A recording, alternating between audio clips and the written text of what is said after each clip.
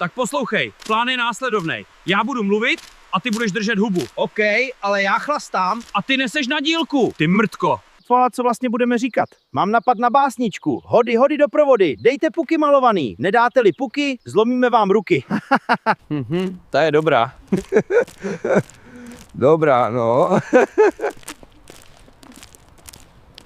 Tak prostě zaklepem a něco řeknem. Počkej, kde máme Karabáče? Ty jsi tam nechal demente. Co? Ty vole. Jeba, tak můžeme ještě ocasem. Dívej, vole, to je ta slípka, co nás sleduje. Já vím, kde bydlí. Ty vole, proč jsme vůbec šli na tu koledu? Protože jsi řekl, že budou chlasty. Já myslel, že to bude organizovaný. Tak zaklepej. Ne, zaklepej ty. Já jsem klepal minule. Ta slepice nám tam nedala žádné vajíčka. Divíš se? Ty bys dal někomu svoje dítě? Já? Jo, ani nevím, jestli jsou moje. Vypadá to jak hokejový puk. Můžeme zahrát odpoledne. Hoši, pojďte se napít trochu. O, to vás oblíkala mama?